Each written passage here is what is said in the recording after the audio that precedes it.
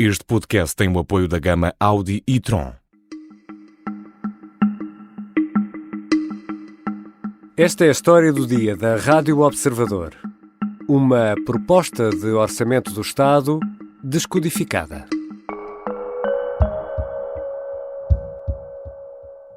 Muito boa tarde a todos. Quero agradecer a vossa presença.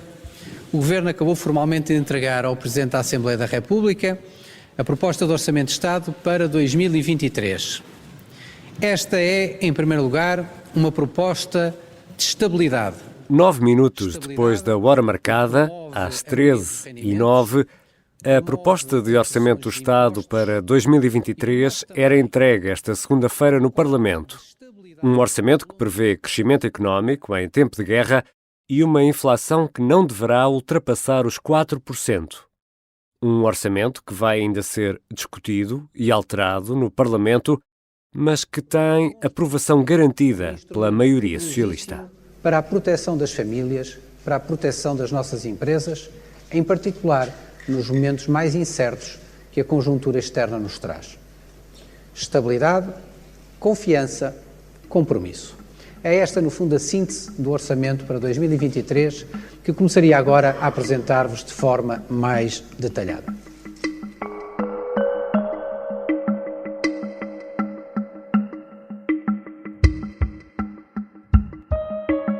São mais de 400 páginas que descrevem a política orçamental para 2023.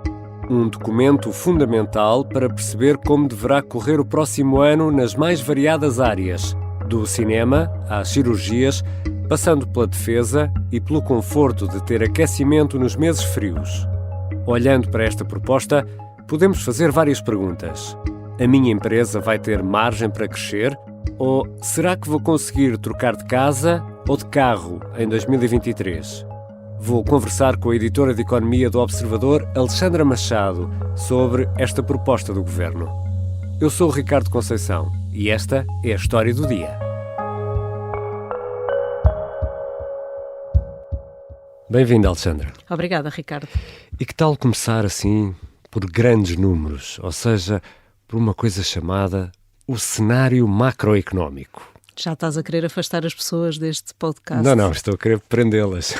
Então, o Governo aponta para um crescimento em 2023 de 1,3%, bem abaixo do que se espera que cresça a economia portuguesa em 2022, no ano em que estamos. É normal, até porque 2022 ainda teve o efeito da comparação com o período pandémico que vivemos de 21, nomeadamente. Foi uma recuperação forte, não é? Forte, exato. Mas essa recuperação ainda quase que termina já este ano, porque para 2023 espera-se crescimento já mais baixo. Ainda assim, Portugal tem afastado e afastou neste Orçamento do Estado, na proposta de Orçamento do Estado, um cenário de recessão. Não é muito diferente a proposta a projeção de crescimento que o Governo colocou no Orçamento para aquela que foi referida pelo Conselho das Finanças Públicas, que antecipou um crescimento para 2023 de 1,2%. Não é, de facto, muito longe. Mas claro que nesse palavrão, no cenário macroeconómico, há mais números que são importantes também de referir. Um crescimento a abrandar, mas o Governo aponta para uma descida do déficit e da dívida pública. E isto é relevante depois para o que vamos ver no futuro. O déficit em 2023 deverá ficar em 0,9%, ainda assim despesa mais alta que as receitas, face aos quase 2% este ano, deve ficar em 1,9%. A dívida pública deverá essa descer para 110, 111% do PIB contra os 115% deste ano. Um último número muito relevante nesta altura, e permita que diga, é o Governo apontar para uma inflação no próximo ano de 4%, contra os 7,4% previstos para este ano de 2022. Lembro só que para este ano há entidades como o Banco de Portugal a prever 7,8%. Para este ano, e a previsão da inflação para o próximo ano é de 4%. Estes números são fundamentais porquê? Porquê é que começámos por aqui, Alexandra Machado? Porque é por aqui que o Governo começa quando faz um plano de receitas e despesas para um ano. Os números são muito importantes porque determinam essas contas com o cenário macro, com o seu cenário macro. O Governo constrói a tal projeção de receitas e a tal projeção de despesas com base nos dados que tem de projeção de crescimento da economia e da inflação. Por outro lado, também é pensar neste cenário macro que vai construindo as medidas que estabelece no orçamento, nomeadamente as medidas de apoio. E também a projeção dos impostos, que são as receitas, são influenciadas pelo que se acredita ser, que vai ser a inflação. Eu dou só um exemplo: os impostos sobre bebidas, veículos ou tabaco vão ser atualizados em 2023 à taxa de 4%, ou seja, à inflação que o Governo está a prever ter em 2023. Apesar de ser este o número, há muitos economistas que acreditam que a inflação não vai ficar nos 4%, ainda que o Ministro das Finanças mantenha que 4% é possível, mas concluiu, não deixa de ser elevado, e é de facto um número elevado. Não lhe posso dar uma resposta cabal, posso lhe dizer que este é o melhor cenário que nós temos, num contexto que antevemos que é um contexto que, mesmo que as coisas corram bem em muitas frentes, haverá sempre uma perturbação significativa ao longo do ano de 2023. O que eu posso garantir, e isso sim é a minha obrigação, a minha e da equipa do Ministério das Finanças, é assegurar que nós temos uma situação financeira e orçamental capaz de lidar com fenómenos adversos. Alexandra, o Ministro foi questionado e diversas vezes na apresentação do Orçamento de Estado sobre se não se estaria um pouco otimista ou demasiado otimista em relação ao futuro. Se punha de lado a hipótese de uma recessão e, sem se comprometer, Medina lá respondeu que o país está preparado para eventuais embates, quase que a dizer que temos aqui um airbag que nos vai defender. Temos mesmo esse airbag? De facto, o Governo não antecipa recessão. Aliás, deixa-me só dar uma nota que das projeções que já foram sendo conhecidas, apenas a COSEC falou na possibilidade de Portugal ter uma queda do PIB em 2023 de sensivelmente 0,3%, mas é dos poucos, neste momento é o único a apontar para uma recessão em Portugal. Depende muito do que acontecer, aliás, no resto da zona euro. O BCE, para a zona euro, para o conjunto do bloco, prevê um ténue crescimento de 0,9% em 2023, ainda que tenha já dito que num cenário muito adverso, esse valor possa ser igual, mas com sinal negativo, ou seja, uma queda de 0,9%. Quando Fernando Medina fala de que estamos preparados para esses eventuais embates, quer digamos, afagar o seu ego, dizendo que faz bem em ter as contas certas, e é de contas certas que ele tem sempre colocado a tónica dos seus orçamentos, e essas contas certas é que permitem, no entender de Fernando Medina, que Portugal esteja preparado para os tais embates, nomeadamente com a queda da dívida pública. E este ano houve um aumento do consumo. Nós gastámos mais dinheiro, consumimos mais. Eu agora tenho aqui uma dúvida, Alexandra. Se para o ano o nosso poder de compra vai cair por causa da inflação, e já vamos olhar mais para isso em pormenor, como é que o país cresce se vamos eventualmente gastar menos? A evolução do PIB tem várias componentes que contribuem para ele. Não é apenas o que as pessoas compram, que é o chamado consumo privado, mas também existe, para além do consumo privado, existe o consumo público e o investimento e o comércio internacional, as exportações e importações. Ora, o que é que está previsto que aconteça no próximo ano? No tal crescimento projetado de 1,3%, é que este valor tem implícita uma projeção de crescimento do investimento de 3,6%, ou seja, Estado e empresas vão investir mais, e é isso que vai permitir que Portugal também consiga ainda ter crescimentos anuais. E as exportações, que também, enfim, com um grande travão no seu crescimento, relativamente ao que se projeta para este ano, mas mesmo com um grande travão, as exportações ainda vão crescer 3,7% pelas contas do Governo. E será destas duas componentes que virá o crescimento, nomeadamente, como disse, do investimento, para que finalmente espera-se que o plano de recuperação e resiliência comece a chegar às contas públicas com mais força e pode dar esse empurrão ao crescimento económico. O investimento público, por exemplo, o Governo prevê agora que aumente quase 37% no próximo ano. Mas olhando aqui para aquilo que pode ser o contexto externo, são tantas as variáveis que o Governo português não vai conseguir controlar, já para não falar diretamente da guerra. Por exemplo, o preço do petróleo pode passar de novo os $100 por barril. Os senhores da OPEP são os senhores que controlam a torneira do petróleo, estão muito empenhados nisso. Os senhores da OPEP e dos seus aliados, que têm um país que é a Rússia como aliado. A OPEP ainda recentemente, a OPEP+, que é a tal aliança que tem com a Rússia como aliado, decidiu cortar a produção de petróleo para que os preços aumentem. E, enfim, não se sabe até quando é que esses preços vão aumentar, mas a OPEP já se mostrou determinada a deixá-los lá em cima. Neste momento, cada barril vale cerca de $97, e muito por causa da OPEP, das decisões da OPEP. Ora, o Governo está a prever um valor médio para o próximo ano de petróleo de $78. Este pode ser um dos riscos, um dos tais riscos de contexto externo que este orçamento tem. De qualquer forma, Fernando Medina não escondeu a sua preocupação com a degradação desse tal contexto externo que o Governo, de facto, não consegue dominar. Há, neste momento, muita incerteza, nomeadamente em relação à evolução da guerra, que condiciona muitos dos indicadores que já falámos, desde logo os preços das matérias-primas ou os preços agrícolas, que, por seu lado, têm sido influenciados não só pela guerra, mas têm influenciado todos os preços globais. E, com isso, arrasta também os bancos centrais para aplicarem mais taxas de juros ou subirem as taxas de juros para controlar a inflação. Portanto, existe aqui, de facto, um contexto externo bastante desafiante para o Ministro das Finanças, que, só mais uma nota, vai ver no próximo ano os encargos aos juros com a dívida pública aumentarem quase 400 milhões de euros. Já voltamos à conversa com a Alexandra Machado, editora de Economia do Observador. Vamos falar de salários. Sim, a gama Audi e-tron é 100% elétrica, mas é mais do que isso. Leva-nos mais longe do que imaginamos. Encontra no silêncio o ritmo perfeito. Faz-nos olhar duas vezes, se formos suficientemente rápidos. Por isso sim, a gama Audi e-tron é 100% elétrica. E entre outras coisas fantásticas, apoia esta história do dia.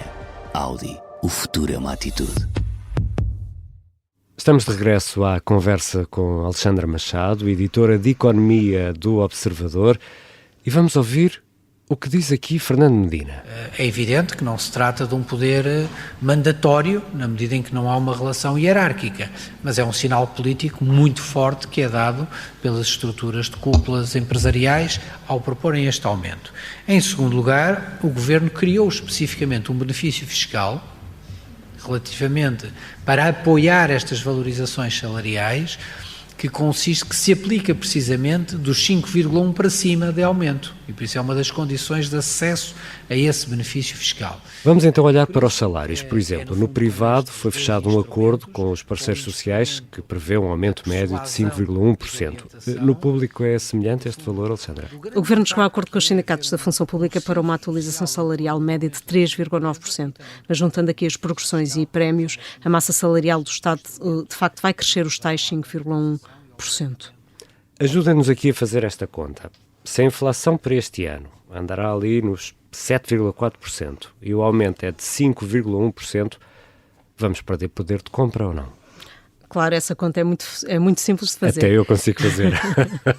Ainda assim, Fernando Medina, na conferência de imprensa, admitiu rever a proposta de atualização das pensões se a inflação em novembro ficar acima do que estava a prever quando anunciou a tal atualização das pensões. Mas foi esse o único ponto em que admitiu rever para a função pública. O Governo já disse que não tem margem de manobra. Para os jovens, há uma promessa de melhoria fiscal, uma redução do IRS, por exemplo? Sim, para os jovens vai haver o reforço do IRS jovem, não só na percentagem de isenção do imposto durante os 5 anos que ele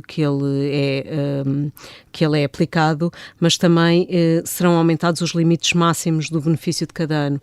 Lembro que esta medida tem um custo orçamental de 15 milhões, só podem aderir os jovens até 26 anos ou tendo 28 se forem doutorados, o que significa que podem ter a vantagem fiscal até 31 ou 33 anos, já que o programa é para os tais 5 anos, só para referir que neste novo reforço do IRS jovem, no primeiro ano os jovens terão uma isenção de imposto de 50%, está atualmente nos 30%, no segundo ano terão uma isenção de 40%, nos terceiros e quartos de 30% e no último ano de 20%, atualmente está nos 10%. Alexandra, há aqui um outro ponto importante, e não vamos entrar aqui em questões muito técnicas, mas eu sei que tu vais conseguir explicar isto com grande brilhantismo. A questão dos ajustes dos intervalos nos escalões de IRS e o mínimo de existência. É preciso atualizar isto tudo por causa da inflação para que as pessoas que recebam eventualmente agora um aumento não fiquem a pagar mais imposto, não é? No IRS foram as novidades maiores desta apresentação. Existe a tal mudança de taxa do segundo escalão que passa de 23% para 21% e, como disseste, a reformulação da fixação do mínimo de existência, isto para que se corrigisse uma injustiça que era quem ganhava um bocadinho mais que o salário mínimo acabava por receber, que levar para casa em termos líquidos, quase o mesmo que o salário mínimo. E esse desajustamento foi o que motivou essas duas alterações. A taxa do segundo escalão é a única que muda, mas como o imposto é progressivo, as taxas efetivas a partir desse segundo escalão também acabam por diminuir. O primeiro escalão não muda, precisamente porque há alteração no mínimo de existência, que é o patamar até ao qual não se paga IRS. O Governo já tinha anunciado que pretendia fazer essas mudanças, porque havia a tal distorção e agora vai avançar mesmo com elas.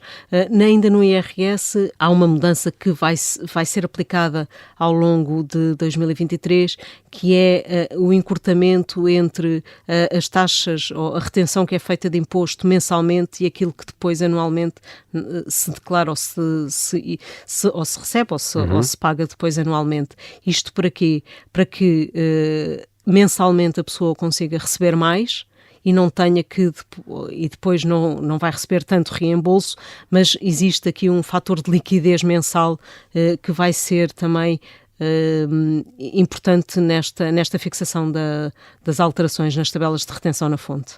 E estas linhas também tiveram de ser atualizadas por causa da inflação, não é? Para não haver aqui uma penalização. As atualizações foram feitas a 5,1%, um bocadinho abaixo da inflação, mas existem aqui outros fatores que podem atuar nesse imposto ou nessa aplicação dessa taxa. O crédito à habitação em Portugal representa cerca de 94 mil milhões de euros. Como imagina, a introdução de medidas de natureza fiscal, de subsidiação coletiva do país relativamente a créditos à habitação é uma medida de uma extraordinária exigência financeira, que neste momento, aliás, creio que obstaculizaria aquilo que era essencial, que é haver uma negociação entre as instituições e os particulares. Alexandra, o Governo avança com outras medidas, algumas não ficaram assim muito bem explicadas, para fazer face ao esperado aumento das taxas de juros, por exemplo, nas Euribor, que é referência para a maioria dos empréstimos bancários, empréstimos da casa. Ora, se há alguns anos era possível deduzirem em IRS, no fundo descontar os juros que se pagavam para a compra de casa, isso acabou, explicou o Ministro das Finanças, que isso não vai acontecer em 2023. O que é que o Governo vai fazer para tentar facilitar a vida de quem tem o empréstimo à habitação? De facto, o Governo optou por não avançar com a adoção em sede de IRS dos juros de crédito à habitação, que é possível para quem tem contratos anteriores a 2011, mas Fernando Medina justificou que isso iria custar muito dinheiro ao Estado e por isso o que vai acontecer é a possibilidade de quem tem créditos à habitação dizer ao empregador que lhe retenha o valor que paga em juros nas tabelas de retenções do IRS mensalmente. Portanto, é aqui mais uma carga burocrática para os empregadores. Fica com mais dinheiro disponível ao fim do mês, não é? Fica com mais dinheiro Mas não disponível. paga menos imposto. Não, e é isso que ficou bem realçado, que isto é uma medida claramente de tesouraria, mensalmente acaba por não reter em sede de IRS um valor equivalente ao juro e ficará com mais dinheiro no bolso, mas não se trata de qualquer apoio, e isso Fernando Medina foi bem claro, não se trata de qualquer apoio, ele disse-o com estas palavras todas. E por isso, quando houver depois a declaração, o preenchimento da declaração de IRS em termos anuais, já se sabe que isso vai lá estar a penalizar os reembolsos. E torna-se obrigatório os bancos darem uma resposta quando o cliente pede para negociar o crédito. O Governo está a trabalhar num diploma específico para a banca. A banca já tem vindo a negociar com alguns dos seus clientes os créditos, nomeadamente os da habitação, mas o que o Governo já disse é que está a preparar o tal diploma específico para que seja mais fácil, por um lado, converter créditos ou converter de taxas, o nível de taxas e o prazo dos créditos à habitação, nomeadamente até regressando a uma taxa anterior, e eliminar temporariamente a comissão de amortização antecipada. Estas medidas não são do Orçamento do Estado, será um diploma à parte, pelo que ainda tem de se ver como ficam em concreto e como é que serão aplicadas em concreto.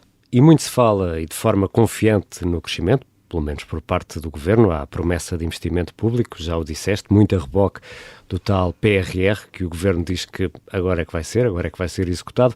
Mas, Alexandra, quem cria emprego são as empresas. Há novidades relevantes para as empresas? Qual é para ti, ou quais são para ti as mais importantes? Sim, há várias medidas para as empresas e algumas muito relevantes, nomeadamente aquela que reduz o custo que cada empresa tem com cada trabalhador, que é deixar de ter que fazer contribuições para um fundo de compensação do trabalhador e o fundo de garantia do trabalhador. Por outro lado, vai haver menos IRC para quem dê aumentos salariais, embora este benefício venha com condições. Os prejuízos fiscais deixam de ter prazo para ser deduzidos. Haverá um alargamento da taxa reduzida de 17% que era dada às PMEs para as chamadas small mid caps, que integram grupos, mas que individualmente tenham menos de 500 trabalhadores.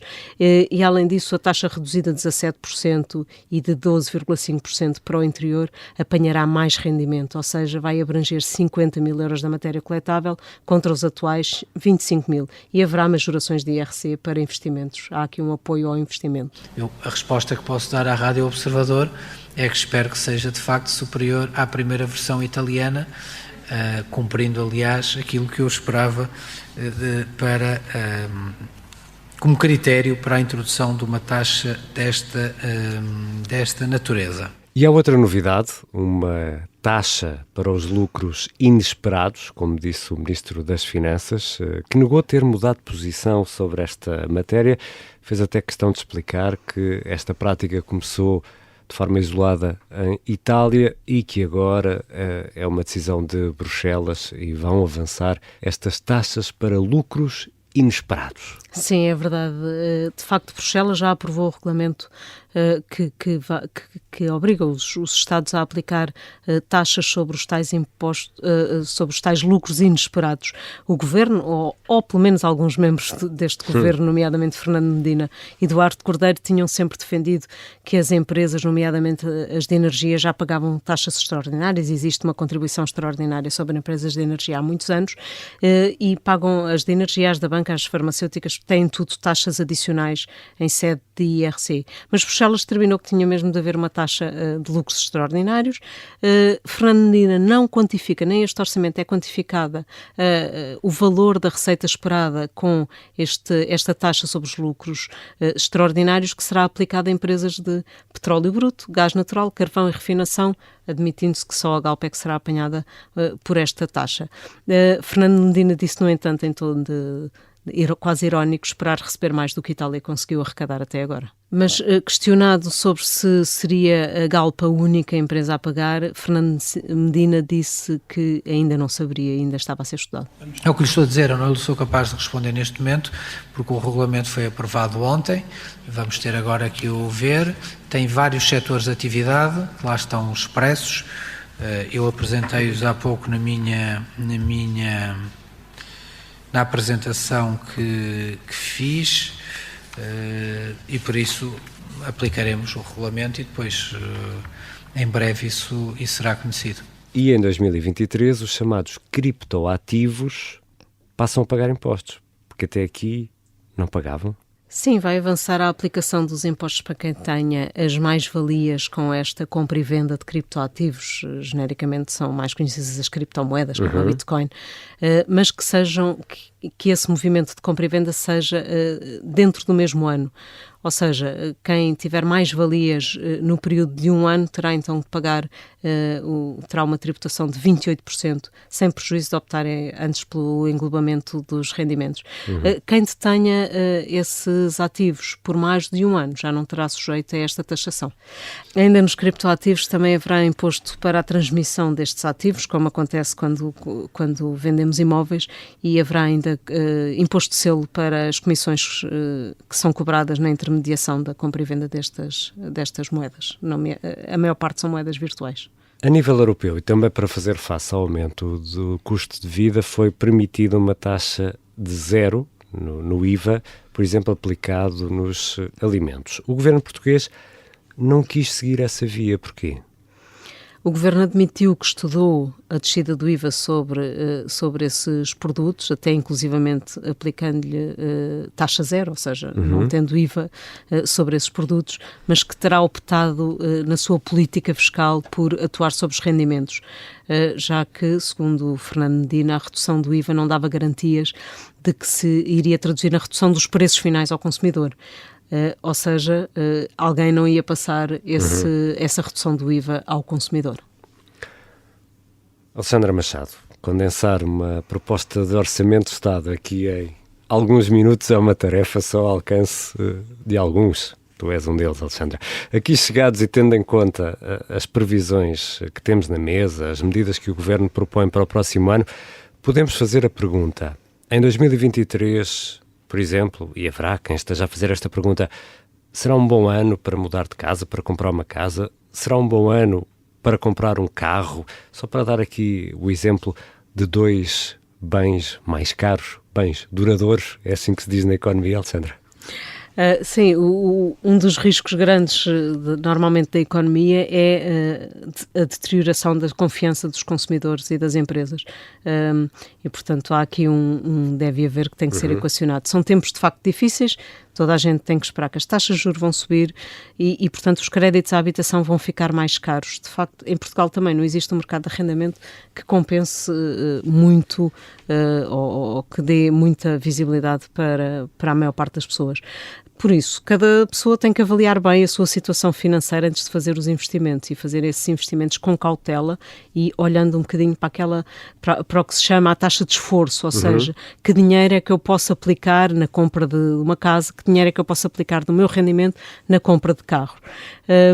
Isto pensando que pode vir tempos piores, mas na compra da casa há que ter em conta que normalmente os bancos são obrigados a mostrar as contas para subidas de taxas. Portanto, há que olhar para todo o conjunto do empréstimo e não apenas para uma ou outra vertente. Quanto ao carro, o Governo até prometeu um apoio ao abate de veículos em fim de vida, que podia dar aqui uma lufada ao setor, mas não se falou disto neste orçamento. Prometeu no âmbito do acordo de rendimentos com os parceiros sociais, mas neste orçamento é omisso sobre essa aplicação. Mas mais uma vez também aqui o investimento tem de ser feito consoante a situação financeira do consumidor. No carro tem um problema acrescido, é que mesmo que tenha dinheiro para o carro, pode não haver carros disponíveis para a entrega. Obrigado, Alexandra. Obrigada, Ricardo.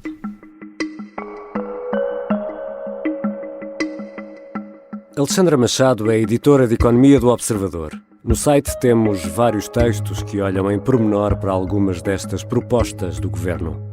Vale a pena também ler ou ouvir em podcast a entrevista do Observador a Fernando Medina, que está disponível no site ou nas aplicações que normalmente usa para ouvir podcasts. Esta foi a história do dia. Ouvimos neste episódio vários sons do Ministro das Finanças, Fernando Medina, na conferência de imprensa de apresentação do Orçamento do Estado. A sonoplastia e a música do genérico são do João Ribeiro. Eu sou o Ricardo Conceição. Até amanhã.